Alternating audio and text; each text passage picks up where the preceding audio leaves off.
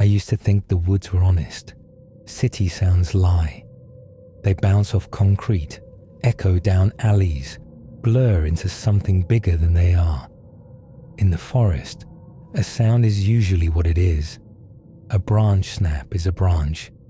A raven call is a raven. A distant creek is a creek.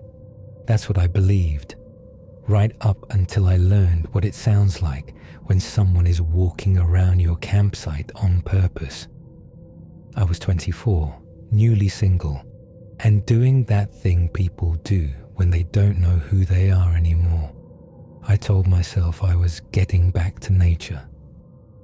It was late September, shoulder season, when the campgrounds start thinning out and the air gets sharp in the mornings. The kind of cold that makes you feel awake just by breathing.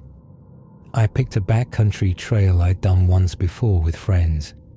Easy mileage, a lake at the end, and a set of unofficial sites around the shoreline. The ranger station had been understaffed, but someone still handed me a paper map and a tired warning. Don't camp too close to the water, bears like the shoreline. I nodded like I knew what I was doing. The hike in was clean and quiet. Golden larch, needles under my boots, that clean smell of wet stone and sap. I saw one other person at the trailhead, a man in a grey hoodie, standing by an old SUV with a cracked windshield. He wasn't unloading anything, just sort of watching the trail like he was waiting for someone to appear. I did that quick, polite smile you do when you don't want to talk, and he didn't smile back. I didn't think about him again until later. By late afternoon, I reached the lake. It was smaller than I remembered, tucked into a bowl of dark spruce. The water was flat enough to mirror the sky. A few sites were visible, one near a fallen cedar, one on a rise with a view of the inlet, and one further back among the trees where the ground looked drier. I chose the one further back. It wasn't fear that made me pick it. It was comfort. The trees made a kind of wall. It felt like a room. I set up my tent, hung my food, and cooked a packet of ramen on a little stove. I took a few photos, then sat by the edge of my site as the light drained out of the forest. When the sun dropped behind the ridge, the temperature plunged like someone opened a door. I crawled into my sleeping bag early. The first thing that woke me was the silence. Not the normal night silence. Not the kind where you can still hear the lake breathing, the needles whispering. This was a silence, like the woods were holding their breath. I lay still, listening. Then I heard it. A step, crunch, soft, measured. Another, crunch. Not an animal. Not the quick scatter of paws or the random shuffling of a deer. This was bipedal, slow, deliberate. It circled, staying just outside my tent's thin wall. I could tell because the sound never came close enough to brush the fabric, but it kept a consistent distance like whoever it was knew the exact edge of my space. I reached for my headlamp. My hands were too sweaty, too loud in the sleeping bag. I clicked it on and aimed it at the tent wall. It turned the nylon into a pale lantern, my shadow huge and trembling. The footsteps stopped. I waited. 5 seconds. 10. Then the sound resumed, but farther away now, like the walker had backed off once the light came on. Crunch, crunch. A complete circle. My heart was doing a stupid, frantic dance. I told myself there had to be a normal explanation. A lost hiker, someone looking for a site, a ranger checking permits. But it was after midnight, and no one announces themselves by pacing. I cleared my throat, forcing my voice to carry. Hello? Nothing. I tried again, louder. Is someone there? Silence. Then from somewhere beyond the trees, a soft answer drifted back. Yeah. It was so casual, I almost believed it. My mouth went dry. Do you need help? A pause. Then, no. No, I'm fine. Not just passing through. Just no. The footsteps started again. Closer this time. Crunch, crunch. My brain offered up a memory. Something I'd read in a missing persons article years ago. People talk about the last weird thing before a disappearance. They always brush it off. They always say, I didn't want to overreact. I didn't want to be that person. I grabbed my phone. No service, of course. I had a satellite messenger, but I'd left it in my pack in the vestibule. The pack was outside the tent, under the rainfly. Between me and it, whoever was circling, I could go out, shine my light, be brave, or I could stay in and pretend my tent was a lock. The footsteps slowed, stopped, then came again on the far side. The person never stepped into my sight, never crossed the invisible line, just walked it like a shark around a boat. Then I heard something new, a faint metallic tapping, like someone gently striking a tent stake with a fingernail. 1, 2, 3 taps. Then it moved to the next stake, repeating. It was mapping my tent. Stop, I whispered, though I'm not sure I meant for anyone to hear. The tapping halted. A voice came from the darkness, closer than before. Can I borrow your light? I froze. The request was wrong in a way I can't fully explain. It sounded like someone trying to imitate the right thing to say, like they'd heard people ask that question in movies. My throat tightened. No. A pause. Why? Because you're out there in the woods, tapping my stakes like you're checking if my tent will lift. Because you haven't used a name. Because you're making conversation like a test. I'm sleeping, I managed. Another pause, and then the voice changed. Just slightly, less casual, more focused. Open the zipper. I didn't breathe. The lake wind picked up, a low sigh through branches. My headlamp beam shook against the tent wall. The footsteps retreated. 2 steps, then 3, like the person was repositioning. And then, from the edge of my hearing, I caught another sound. A second set of footsteps. Lighter, faster. At first I felt relief. Another camper. Another human. Then I realized the second footsteps weren't approaching my tent. They were approaching the first. There was a soft thump, like someone bumped into a tree.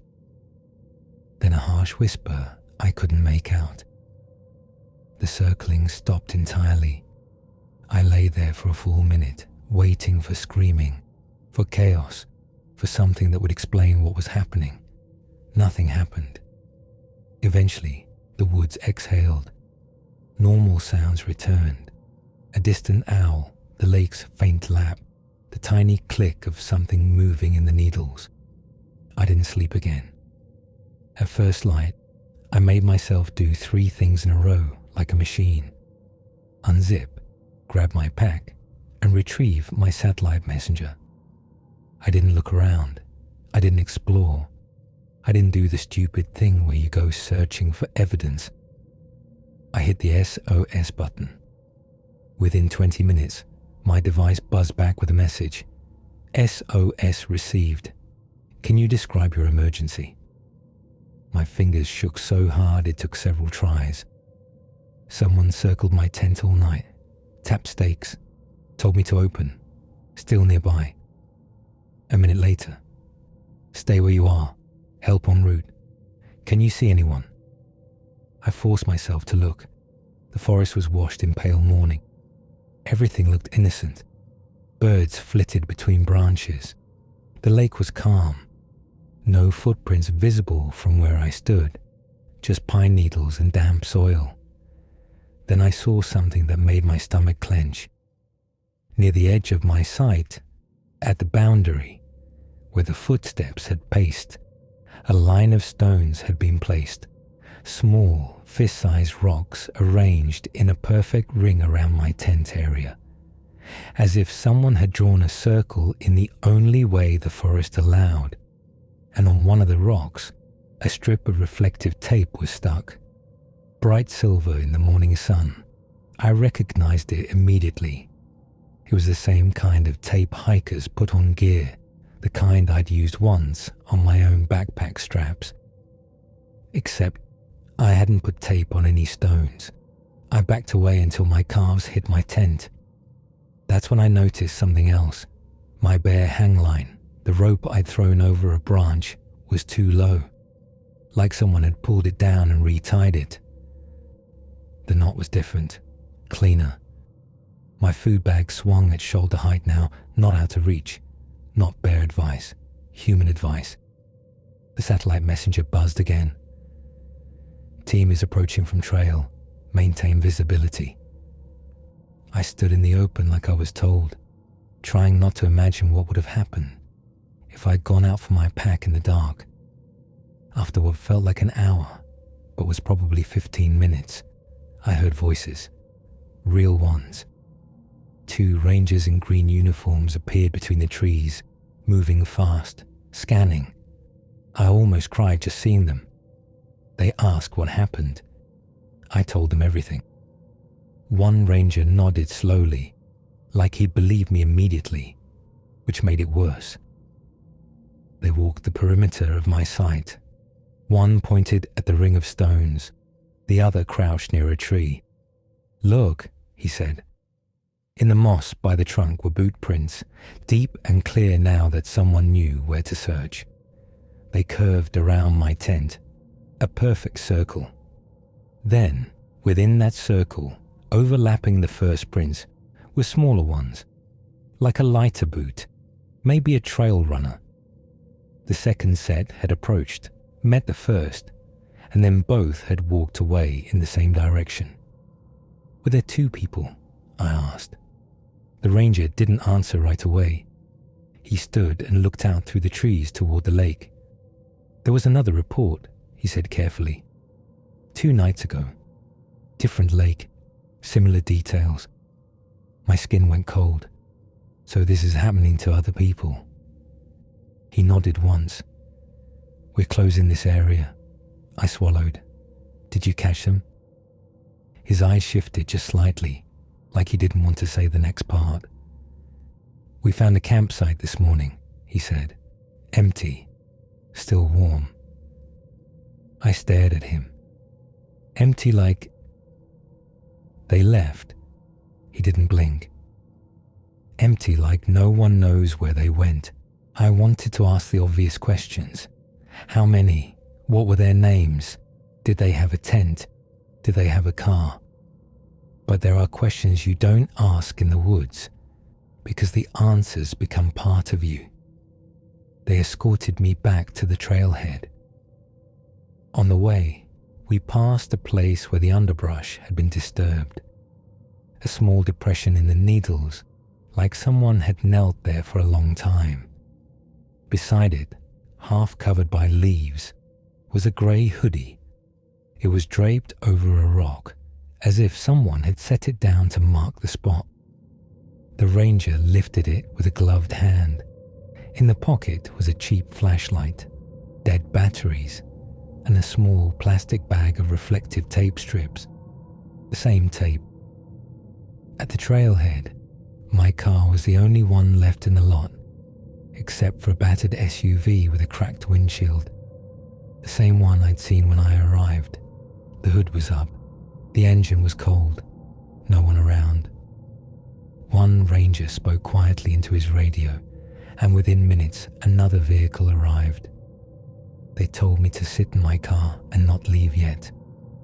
I waited with my doors locked, watching the SUV like it might move on its own. Eventually, the ranger came back. "The vehicle is registered to a man reported missing," he said. My stomach turned over. "Missing?" He nodded. "Went out camping last week. Never came home." I stared at the cracked windshield, the empty driver's seat, the the stillness. Then who was circling my tent? I whispered. The ranger didn't answer. He just looked past me at the tree line where the forest began. And for a second, just a second, I thought I saw a shape between the trunks, standing still, watching, not moving, not running, just waiting for night to come back.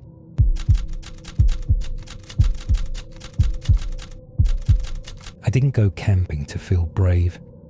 I went camping because my job wouldn't stop buzzing in my pocket.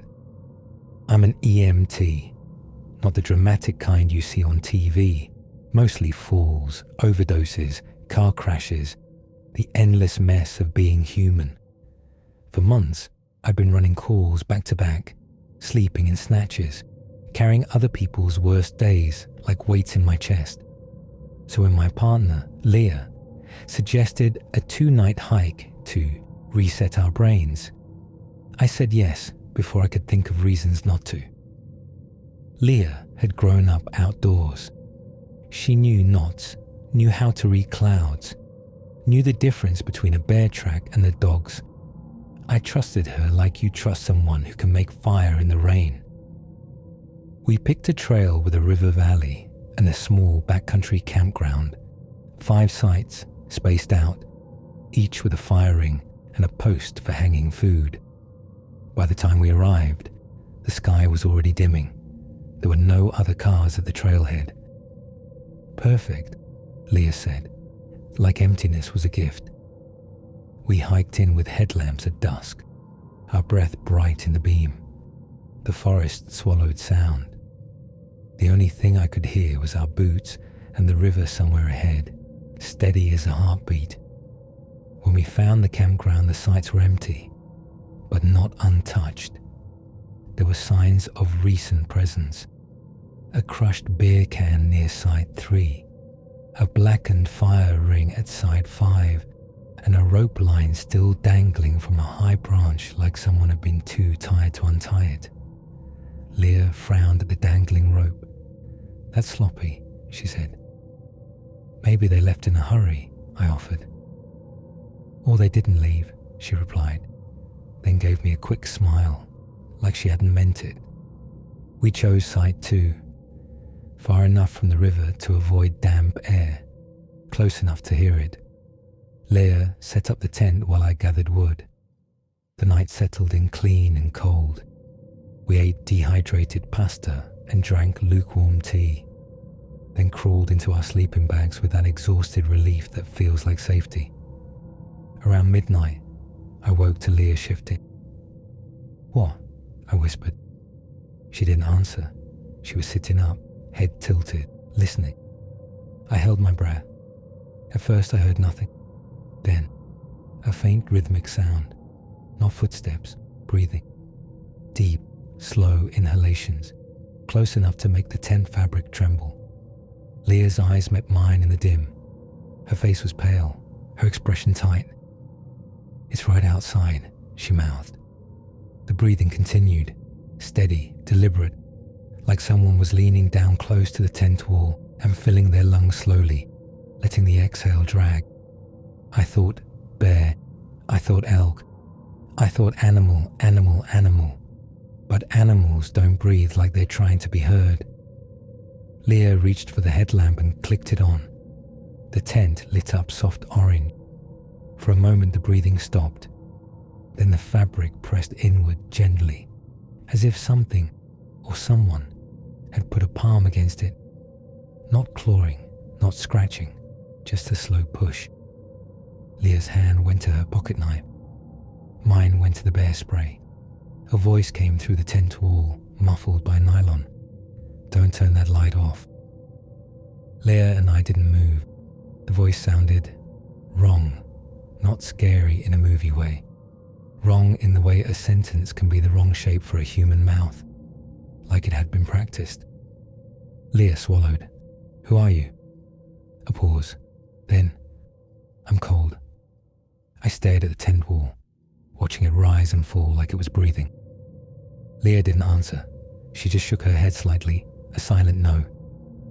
Outside, the voice came again. I can hear your heart. My stomach dropped. Leah's pupils were huge in the headlamp glow. I forced my voice to work. "We can't help you. Go to the trailhead." Another pause, then softly, almost kindly, "There is no trailhead." Leah's hand tightened around the knife. The tent wall pressed in again. One smooth, careful push. Then it released. I listened for footsteps retreating. Instead, I heard something sliding along the ground, circling us, like a hand dragging through pine needles, like a body moving without standing. The breathing moved with it, always close to the fabric, always just on the other side. Leah whispered, "Do you smell that?" I did.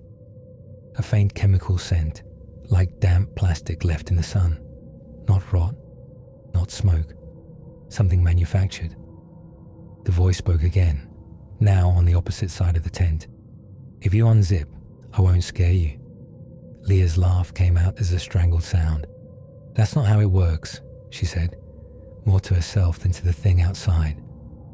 The voice paused, then it said, in a near-perfect imitation of Leah's tone, "That's not how it works." My blood went cold. It had repeated her exactly. Same rhythm, same little hitch. I snapped loud and sharp, "Go away." The breathing stopped. Silence. I waited for the rush of an animal running for the retreat. Instead, I heard the softest sound of all. Fingertips, lightly brushing along the zipper. Not tugging, not yanking. Feeling. Leah lifted the knife. Blade pointed toward the zipper seam like it could defend a line of fabric. The brush of fingers stopped. Then the voice said, very softly, "2. Leah froze. "What?" "2 inside," the voice murmured. "1 outside." My mouth went dry. I whispered, "Leah, do not open anything." Outside, the breathing resumed, slower now, almost satisfied. Then another sound.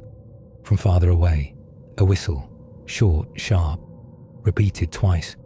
The breathing stopped instantly, and for the first time, I heard footsteps, fast and retreating, moving away through the trees toward the whistle. Leah and I sat rigid for a full minute, listening to the distance swallow the sound. The forest returned to normal. River, wind, an owl somewhere. Leah's voice was thin. "Was that a person?" I didn't answer, because the truth was I didn't know what category it belonged to.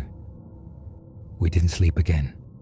We stayed with the headlamp on low, backs against each other, listening for any hint of return. At dawn, we packed without speaking much. Leah kept glancing at the tree line, like she expected the forest to peel back and reveal a face. As we were stuffing the tent into his bag, Leah stopped. "What?" I asked. She pointed at the tent floor.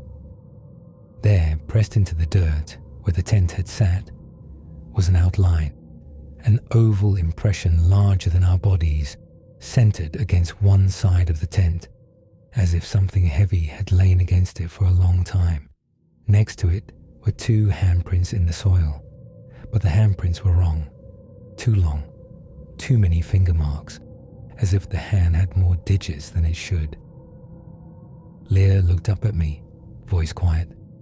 "It was touching us." I swallowed. Maybe it was a prank, some creep. Leah shook her head. Creeps don't crawl around on the ground breathing into tents. We hiked out fast. Halfway back, we found a small clearing beside the trail. A makeshift campsite.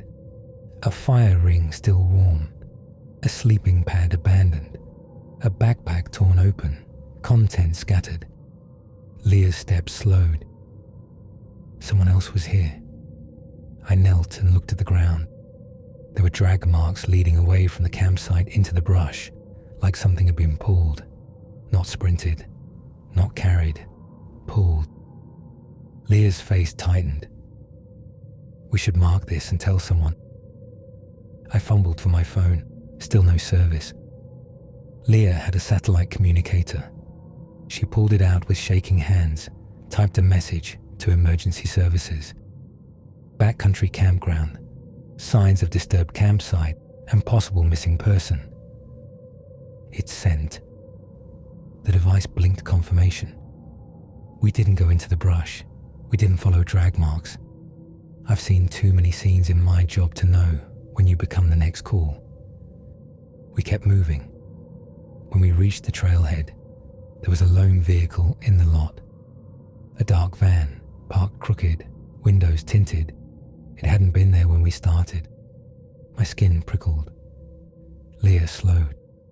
Do we walk past it? Yeah, I said, trying to sound calm. Just keep going.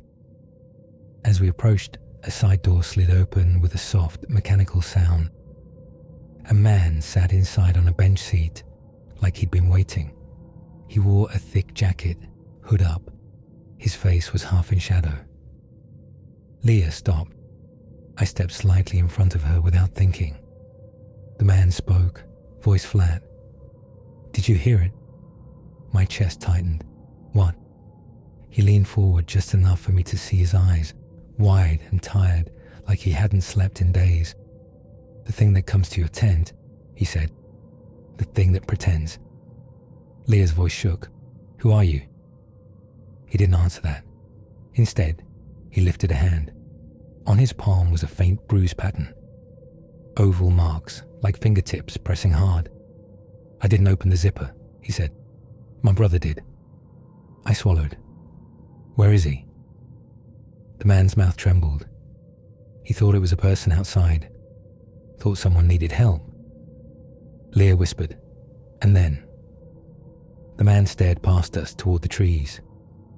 Then it stopped pretending. A shiver ran through my spine.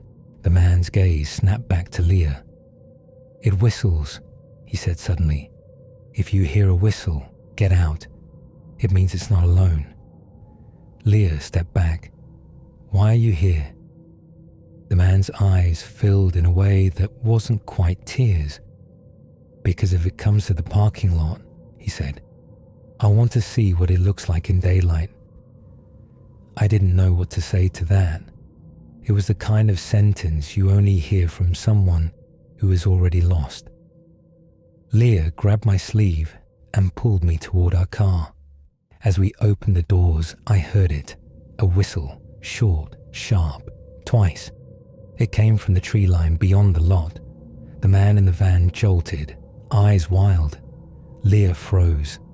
And then, from deep in the woods, came a sound that wasn't a whistle at all. It was a voice, Leah's voice, calling my name. Come here, it said, sweet and familiar. I found something. Leah's face drained of color. I grabbed her hand hard enough to hurt. Don't, I whispered. That's not you. But the voice was so perfect. The same warmth, the same cadence. Please, it called again. It's me. Leah covered her mouth with her free hand, and tears spilled down her cheeks. We got in the car, locked the doors, started the engine. As we pulled out, I looked back once. At the edge of the trees, just beyond the shadow line, something stood. It wasn't moving. It wasn't waving. It was simply watching. And beside it, just barely visible, were two human silhouettes, standing too still, like they were listening for instructions.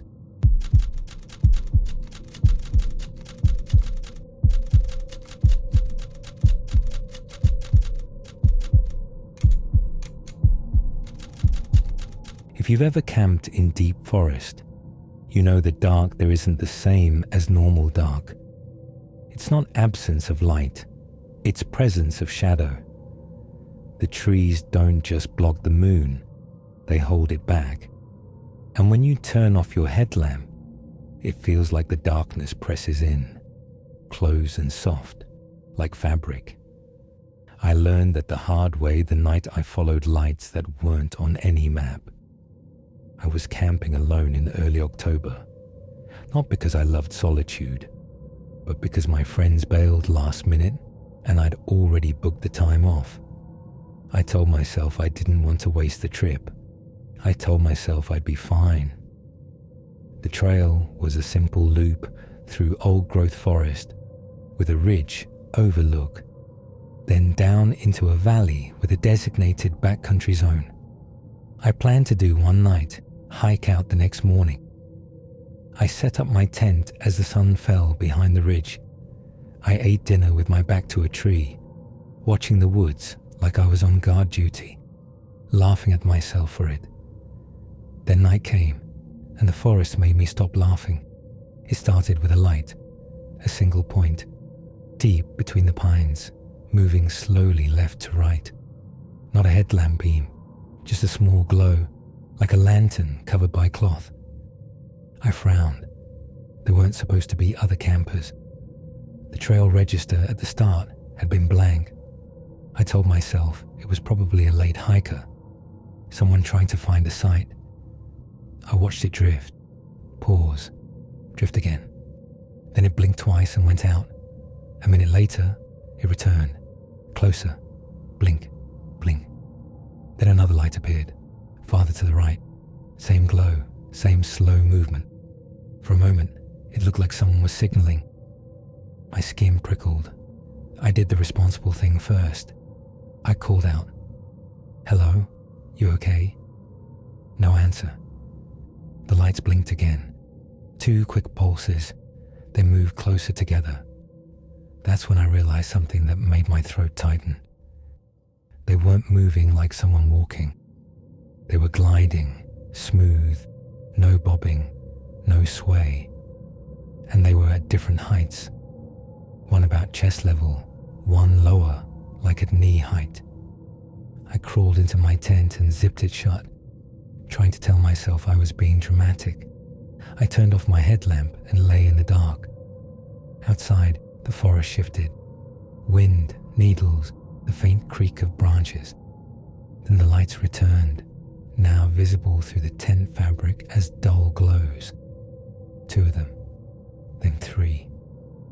They circled my campsite at the edge of visibility, never coming close enough to illuminate the tent fully, but close enough to stain the nylon with moving shadows.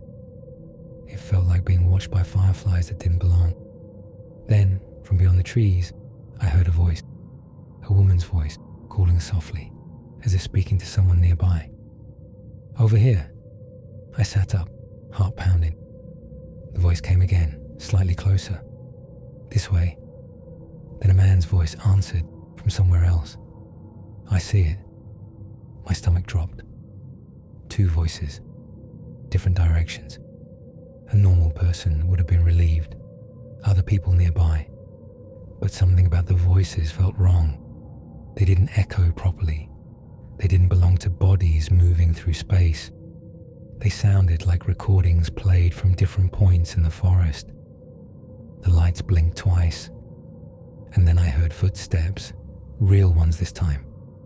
Slow, many, moving in a wide circle, leaves crunching, twigs snapping. I held my breath listening. The voices continued drifting.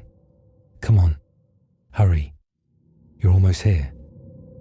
The lights pulsed in response, like they were part of a system. My brain kept trying to make sense of it in normal terms. Search and rescue, people looking for someone missing, hunters. But no one says you're almost here to strangers in the dark. A shape passed close to the tent, so close I could see its shadow distort the fabric. The lights dimmed, then a whisper right beside my head, through the tent wall. "Don't sleep." I froze. The whisper wasn't threatening. It was urgent, like someone warning me. "Who are you?" I whispered back, immediately regretting it. Outside, silence. Then softer. "They use the lights." My skin went cold. "Who uses the lights?" A pause. Then, "The ones who don't want you to find the trail." My mouth went dry. "Are you a camper?" No response. The footsteps continued circling. The lights blinked twice, then 3 times. I heard the woman's voice again, now close enough that it felt like she was standing right outside my tent. "We're right here." Then the man, We can see you." I clutched my bear spray like a lifeline. And then, from deeper in the forest, came a new sound. A long, low note, like someone blowing across a bottle. It wasn't quite a horn, not quite wind. The footsteps stopped instantly. The lights all went out at once, plunging the forest into heavy darkness. For several seconds, nothing moved. Then the whisper returned. Now, I didn't know what now meant, but my body understood urgency. I grabbed my essentials, shoes, jacket, communicator, stuffed them into my pack with shaking hands. I unzipped the tent slowly, just enough to slip out. The forest was black. The moon was hidden. The only light was the faint grey of the sky filtering through treetops. I expected to see people. I saw nothing. But I felt presence in the way you feel a crowd even before you see it. The whisper came again. Not from one place, but from everywhere. Follow the river. I couldn't see the river, but I could hear it. Steady, faint to my left. I moved, quiet, fast, stumbling through brush, trying not to trip. My heart hammered loud in my ears. Behind me, the lights returned, one by one, pulsing between trunks. Closer now, faster, like they'd realized I was leaving. The voices began again. "Wait. Come back. Wrong way." I didn't look back. I followed the sound of water. When I reached the riverbank, the air changed, cooler, damp. I moved along it, letting the sound guide me. My shoes slipped on stones. Branches scraped my jacket. I kept going. After maybe 10 minutes, I saw something that made me stop dead. On the far side of the river, between the pines, there were lights, dozens of them, at different heights, all pulsing slowly like a field of stars caught in the trees. And among them, I saw shapes. People, standing still, facing the river. They didn't wave. They didn't move. They just watched. A woman's voice drifted across the water, sweet as honey. "It's safer over here." My stomach turned. My communicator buzzed in my pocket, an incoming message I hadn't expected. "Low battery, location, ping sent." I stared at it. I hadn't sent anything. I hadn't pressed SOS. My hand shook. I scrolled. A message draft was open, typed in my own device, in my own interface. "I am safe. Following lights. Do not search." I hadn't written that. Cold spread through me. My phone, dead earlier, was now showing a faint signal bar that shouldn't exist. The lights across the river pulsed in unison. 2 quick blinks. The standing figures shifted slightly, like a single organism adjusting. The whisper came behind me. Close. Too close. "Don't cross." I spun. No one there. But in the mud, at the river's edge, beside my boot print, was another print. Barefoot. Long, narrow, and it was fresh. My throat tightened. "Who are you?" I whispered. The answer came in my own voice from the darkness behind me. "I'm right here." I backed away from the river, forcing myself to keep moving downstream. I stayed close to the water, letting it anchor me to something real. The lights followed along the far bank, always parallel, always pulsing. Every so often, the voices would try again. Different tones, different words. Sometimes a child, sometimes an old man, sometimes my own voice. Each time I kept walking. Hours passed like that. Darkness, water, light, voices. Eventually, the sky began to pale. Dawn bled slowly into the treetops. The shapes across the river became clearer. And that's when I realized the figures weren't standing on their own. They were supported, propped against trees, held upright by something behind them. Their heads tilted at unnatural angles, not moving like living people, like mannequins arranged to look like watchers. My stomach lurched. I turned my gaze away and kept walking until the trail reappeared like a miracle. An actual marked path with an actual sign. I hit SOS on my communicator with shaking hands, and within an hour, I heard a helicopter in the distance. Rescue found me sitting on a log beside the trail, staring at my own hands like they weren't mine. They asked what happened. I told them about the lights and the voices. One ranger's expression hardened. He didn't laugh. He didn't dismiss it. He asked one question. "Did you cross the river?" "No," I said. "I didn't." He nodded like that was the only important part. On the way out, they took a different route. They wouldn't tell me why. At the trailhead, an officer approached and asked if I'd seen anyone else. I hesitated. "I heard people," I said, "but I don't know if they were real." The officer's face tightened. "There was another solo camper reported missing in this zone last weekend," he said. "Search teams found her tent. No sign of her." My mouth went dry. "What did they find?" He looked away, jaw clenched. "Just lights." I stared at him. "Lights?" He nodded once.